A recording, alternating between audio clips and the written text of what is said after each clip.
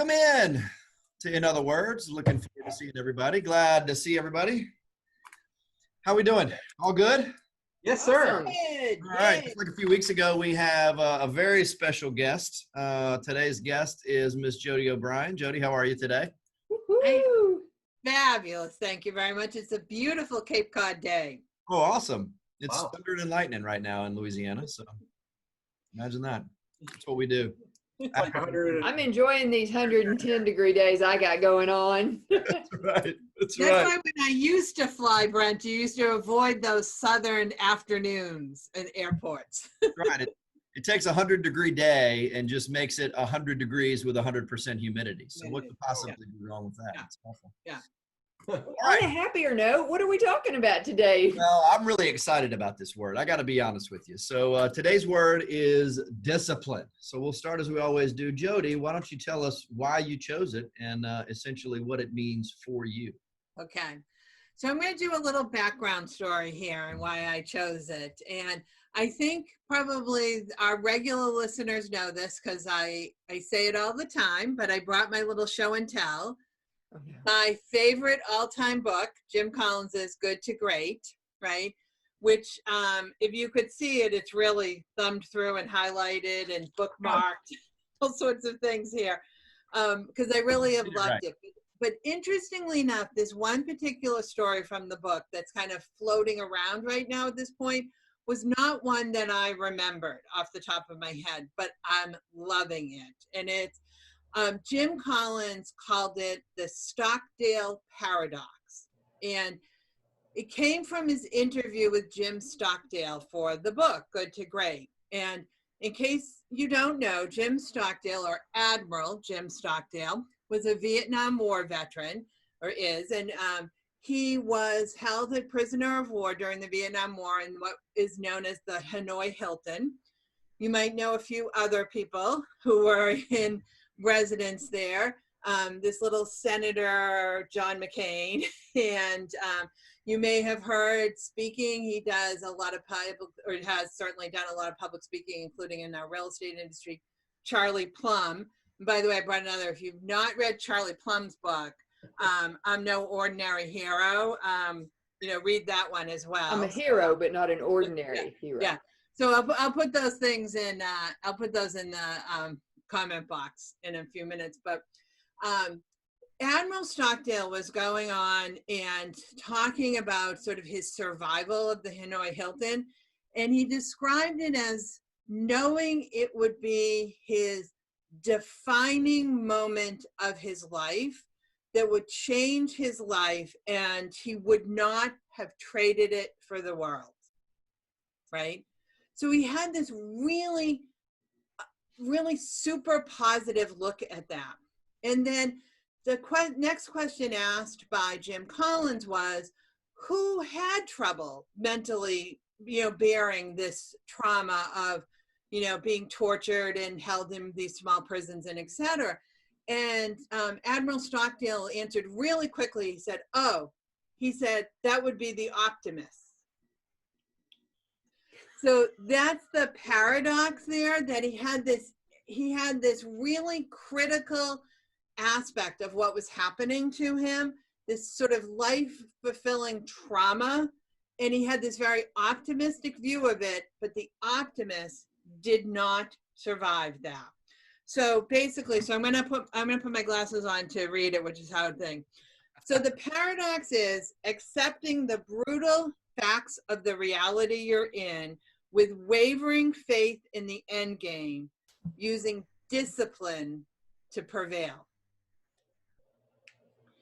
And you can imagine that that's why it's floating around now, the brutal facts, facing the brutal facts, but having this optimistic view of what, faithful that you'll survive to the end game. And the key to it all is discipline. Thus I chose the word. Wow, I don't even want to speak now. Yeah, Definition. I didn't bring books. Talk about a mic drop. Props. Could y'all excuse me while I go to my bookshelf and see what I can find? I need to practice. Cut. Tell you. And, I had to bring the books because otherwise I can't quote from them correctly. Wow. I remember very clearly the idea in Good to Great about confronting the brutal facts, and I kind of vaguely remember that story, but it's been a long time. But that definitely stuck with me. The confronting the brutal facts is like having a conversation with yourself and looking and say, like, here's reality. What happens next? Wow. I may need to dumb this down a little. Well, So when I was thinking about discipline, I was thinking I'm lost on what I was thinking now. You've so messed me up. But it was like, as a kid, there were things that maybe I didn't want to do because they made me nervous or they scared me or I thought that it would be uncomfortable. But I was blessed that I had adults around me who made me learn self-discipline. Mm-hmm. So that I worked through those things and didn't let them stop. It's like stage fright, right? Almost everybody gets it. The difference is whether you push through and go do your thing and kick some butt, or you wimp out, right? It's that discipline to push through and accomplish what you can. Which I think is exactly what your guy was doing a hell of a lot more. A heck of a lot more eloquently than me. But it comes down to the same concept of that. Think of those things that when you walk out on, as you use that example of stage, walk out on that stage and you kick butt and how much more triumphant that feels to you than wimping out, right? Because you had that discipline to go forward. So what makes it so hard? I think probably one of the biggest struggles that agents have, I'd probably say people, but from that standpoint, is discipline, right? There's a million different tools. There's a million different ways as it relates to generate leads, to create a sustainable real estate business. But part of it is just having the discipline in order to be able to do that. So what do you think makes it so difficult? And I'd be curious to see how Evan feels about this, certainly doing a lot of leadership training as well. But I think one of the other key ingredients into this paradox is that focus on the end game. And I think what makes it difficult is our misperceptions of the end game. So, we're safe where we are. If we don't go out, we'll just fail. If we go out, we won't succeed. And so unless you have this sort of unwavering faith and view of the end game, I think that's what makes discipline really hard. And when you find people that don't have that, and I've shared this story before, when people would ask my mother, how she survived raising 4 little children when my father died, she would look at them really oddly and say, well, I had to. Yeah. So it didn't she didn't feel like it took any discipline for her because she had this unfavoring, faith at the end game. She had to do it. I'm curious as to the leadership aspect of that, Evan. Well, I think just in general, I agree with you.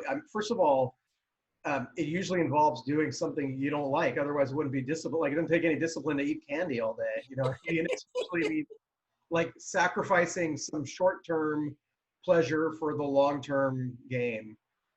I know if I do my prospecting and make my phone calls every day, that over time that will result in converting clients and eventually food on the table and all the other things I want to do.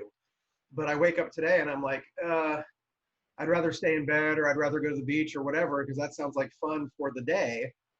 You're deferring that and saying, or foregoing that even, and saying, no, I got to do my thing because I want the long-term gain. So that's why I think it's hard. Yeah, I would agree with that. I think it's, I find myself list making and planning, and that's, one of those, I can visualize it, Jody, to your point. In a lot of things, I can see the end game and I can draw the map.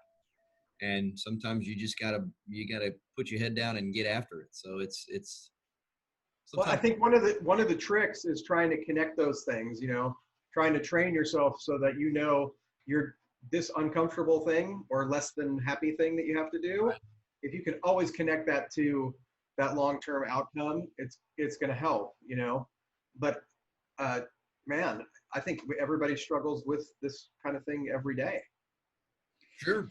And one of the things I think is really interesting about this aspect right now is there were a lot of people in our industry that were really good at the discipline that was required in a normal to actually good market is what we've been in for a really long time. And again, one of the aspects that Jim Collins quotes is the brutal reality. So let's face facts.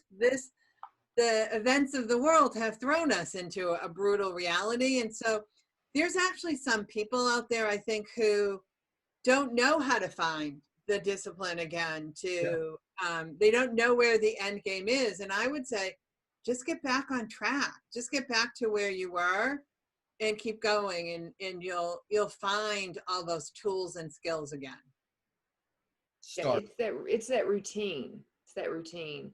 I think a big challenge that we've had is, you know, so much of our world has gone from face to face to virtual. And I think there's a lot of positives to that.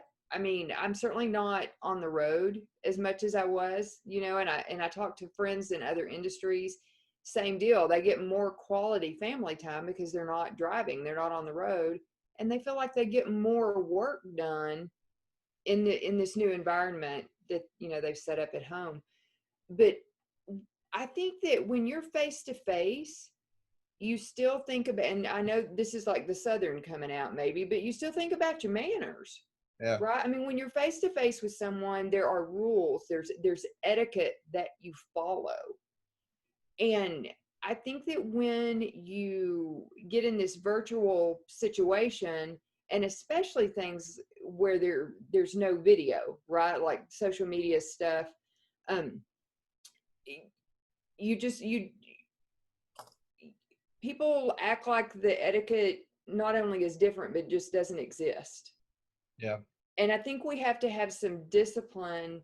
Like, I mean, we make the joke about everybody zooming without their pants on, right? So maybe it starts with having some discipline to put your dang pants on, right? I mean, but that discipline, I think, will help us take advantage of all the good stuff that comes with Zoom. I would say, I mean, by the end of the week, I will be like, my bandwidth is gone because I have Zoomed all week. And I'm more tired than when I was traveling and doing all of those things. But it's because when I'm in a Zoom meeting, I have to focus more. I have to pay attention. I've got to listen better. And I'm getting a lot more out of it than I did in a face-to-face meeting as far as the business part of it. So the short-term thing that you're giving up is you have to put on pants, but for the long-term benefit, you get a better meeting. There you go. Well, that's more succinctly. But I think that some of what that expresses is that you had to find different disciplines as well. You knew what you needed to do to get out of a live, what you needed out of a live meeting. You had a whole new set of disciplines that you needed out of a virtual meeting. Oh, I didn't even think of it in that terms, in noun terms. Yeah. So Jody, how do you do it? How do you start? Somebody either wants to become disciplined or kind of given the shuffle and the disarray. Either they were, and that's really kind of where I am, is I'm very disciplined until you introduce some sort of outside factor that gets me off track. For instance, last week, my kids had a soccer camp that was from 5 to 7:30 at night. I could not get it together. It was because we have a routine, we have order, and it threw me for a loop. So Saturday I was like, I'm just exhausted. I'm exhausted because this week was so weird. So how does someone either start discipline? Can they? Is it just a skill you have or don't have? Lee disappeared. Lee's elevator went down. or is it something that you can work on? So for those out there that are looking to either get back on track or to figure out what discipline means, what's one thing that we can do to kind of get started? So I think you said a lot of the key words that I have found to be really helpful for me. And Okay. One of those is planning, right? Right. So one of the things that I have found in my weight loss journey, some of you have been observing my weight loss journey. So I am down 100 pounds in a little over a year. And thank you. Thank you. Planning has been key to it, and it has been planning the shopping, planning my meals, planning my my numbers. I'm doing the ketogenic program, so they're called macros. So planning is a key ingredient to it, and planning always will be a key ingredient too. So one of the things I've learned in this year is that the discipline has to be consistent. You know, it's not a short-term thing, and then I can quote unquote go back to normal, which is where a lot of people are right now. They're just waiting for everything to go back to normal. Well, it's not going there, everyone. It's the same way as if I went back to eating what I was eating over a year ago, I would gain those 100 pounds back a heck of a lot faster than it took me to lose them, you know, which is significant. I think setting the stage is a key important thing. If you have not read, I'm going to throw out another book here, but if you've not read Hal Elrod's Miracle Morning, and there's a specific one for real estate, it's the concept of setting the stage, starting first thing in the morning with the activities that really set that your pathway into those disciplinary actions, you know, and not getting up late, hitting the snooze bar, you know, watching some television, scrolling social media, all those things that are not disciplined is a key result. And then I have found one of the most successful things that have helped me personally, financially, and in my business is rewards, right? Because I'm not going to lie, discipline is what you just said, Brent. It's tough, it's hard, right? But so with hard work has to come reward. You have to build those rewards in yourself. You can't wait for somebody else to give them. You have to build those rewards in. So we've talked about Mike Mikhailovich's Profit First program, which builds in a reward system to the profit of your financially, you know. I don't reward myself with food off my program, but I reward myself with some special foods in my program, some keto ice cream, or some of Lee York's absolutely favorite sugar-free chocolate. Stuff is gross. she gave me bark, like off a tree. She could not believe that was a reward to me. Right. Lily's chocolate bar. It's vanilla ice cream. Go for it. Yeah. So I mean, I think those are three of those really important ingredients that set the stage for how you start or get back into the program. I love the rewards. That's a good one. So Lee, Evan, what are your recommendations and how somebody could get going? I would say, I mean, I think that all of the things that Jody said are spot on, very important. You know what's coming. But people tend to get hung up at different stages of that, like the planner, right? I mean, you're not going to be successful. It's not discipline if all you're doing is planning to do something. Yeah. Like the people hanging out in the office that are fixing to make their cold calls, right? They're planning to do something, but they're not actually doing anything. They spend 5 days generating their list and color coding and all of that. Yeah. Yep. So, and that's okay. Holly, if you need help with that, she's really good at kicking your butt on that one. You. Oh, yes, I am. I'm like, what is the worst thing that you make the call? What is the worst thing that could happen? And let's figure out if you do this, because usually they're holding back, not because of laziness, but because of fear, right? Mm-hmm. So if you do this, we already talked about the best thing that could happen is you get what you want. But what's the worst thing that could happen? Right? Let's be prepared for that. What's the worst thing that could happen? Well, they might hang up on you. Okay, that gives you more time to talk to somebody that wants to talk to you. Good job. It's going to be sugar-free chocolate. Yeah. Right. Right.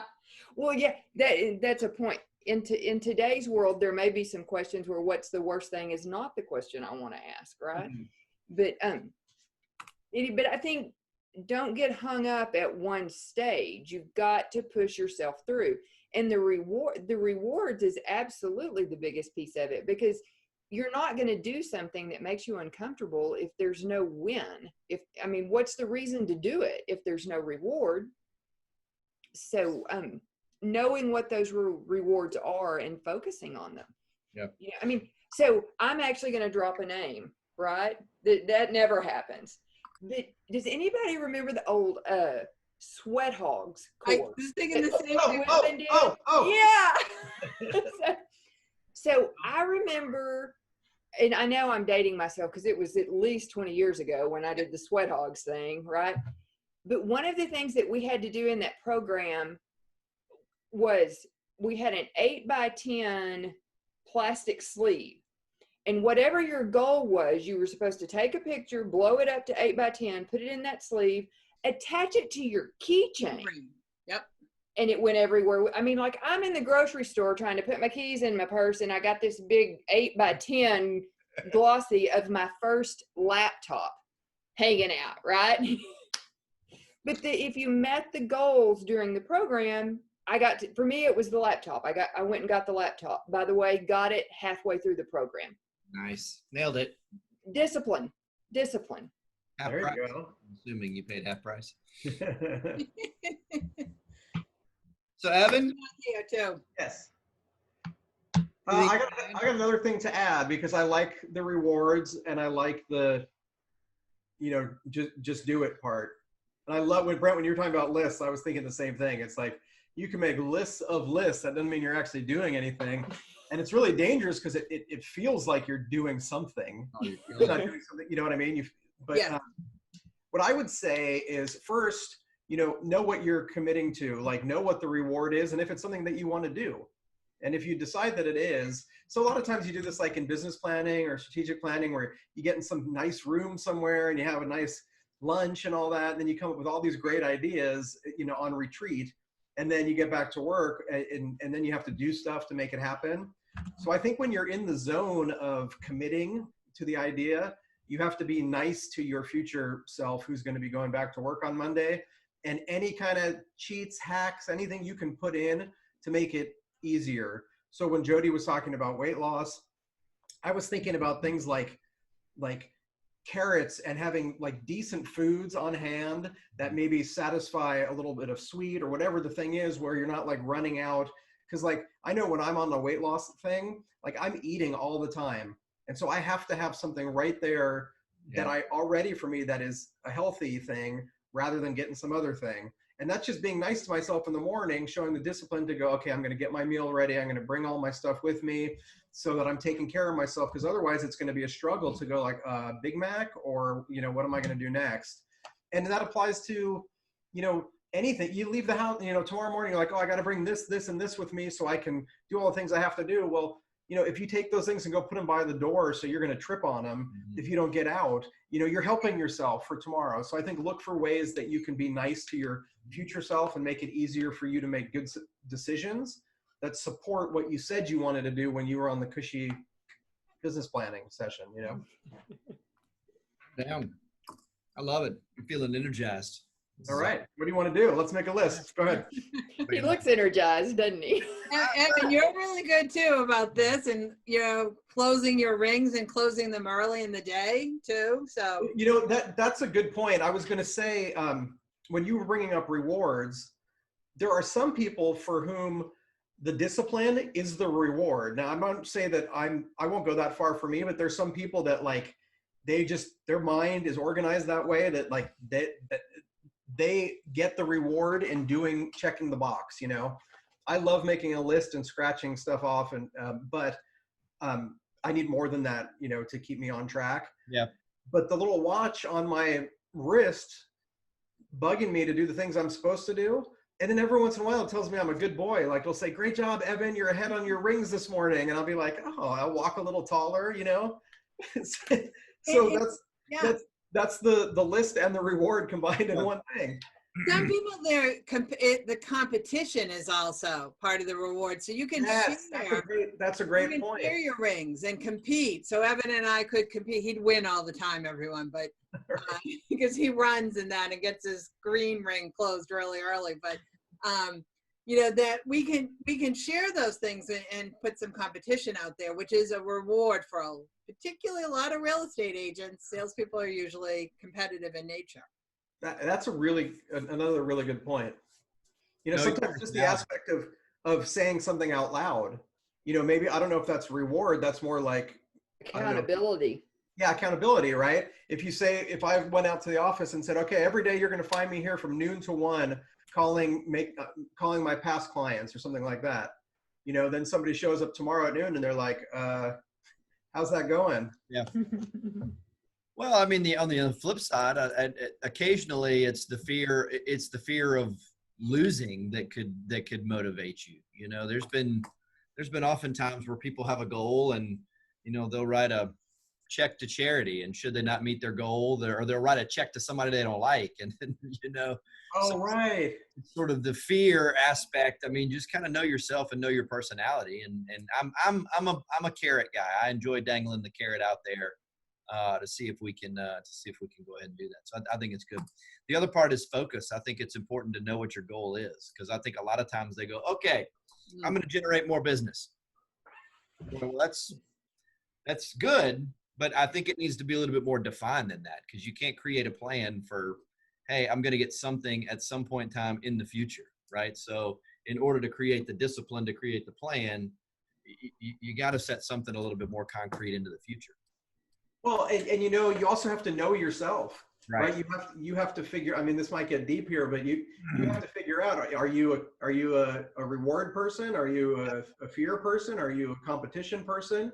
Yep. I have to say, I don't think I'm, with self-discipline, I don't think I'm a big reward driven person. Like, I don't often set something up and say, if I do this for 30 days in a row, I'm going to go, buy this laptop, or I'm more of a, well, I'm going to go buy the laptop kind of a person, but I things like streaks, like the watch thing, like that's for me a good way to stay disciplined, is to decide to do it and know if I do it, 10 days in a row, day 11, it's going to be hard for me not to do it, because now I got to start from zero again. And that's just knowing my brain, where other people are like, I don't care. That doesn't mean anything to them.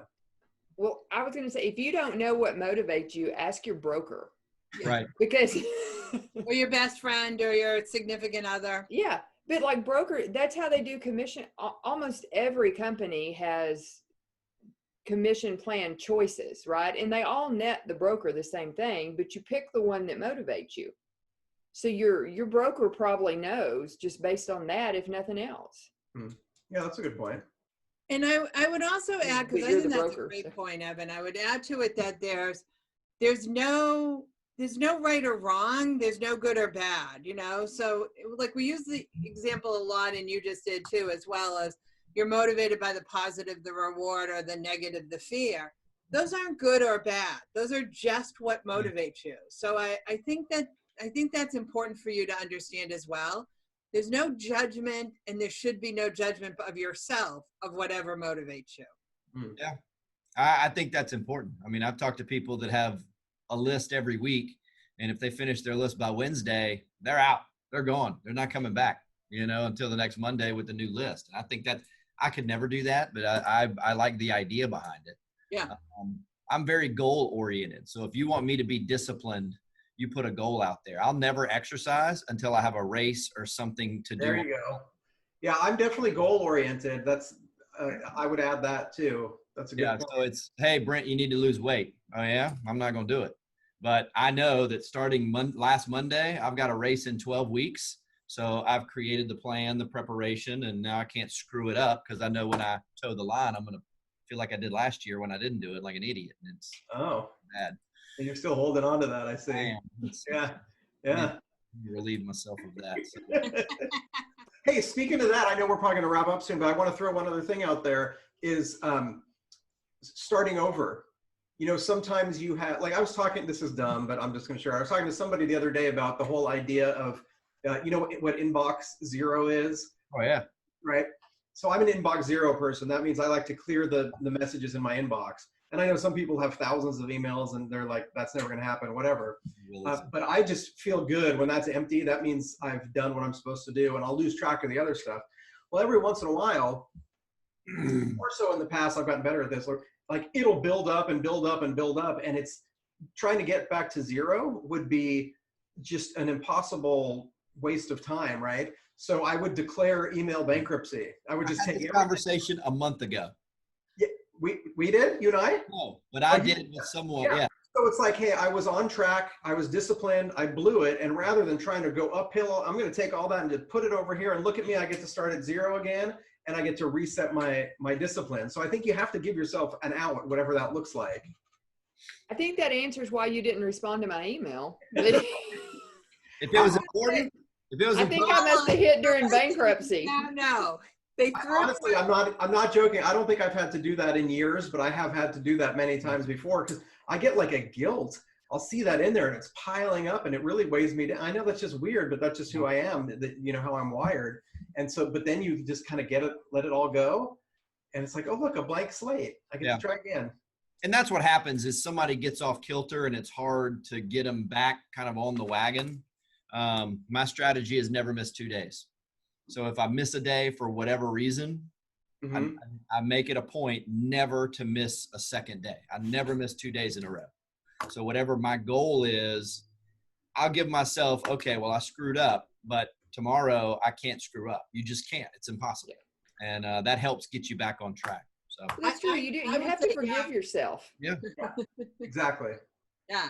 I think I've heard that strategy too before, Brendan. For those who are trying to restart, those are great ideas because you can't go from 0 to 60 back again. You cannot go from this reality. Now we're month 4 or something into it, you know, and go back immediately to where you were. So don't let yourself miss more than 2 days, give yourself some grace and get rid of a whole bunch of things. Those are all great ideas, I think. Well, and how much have we been talking?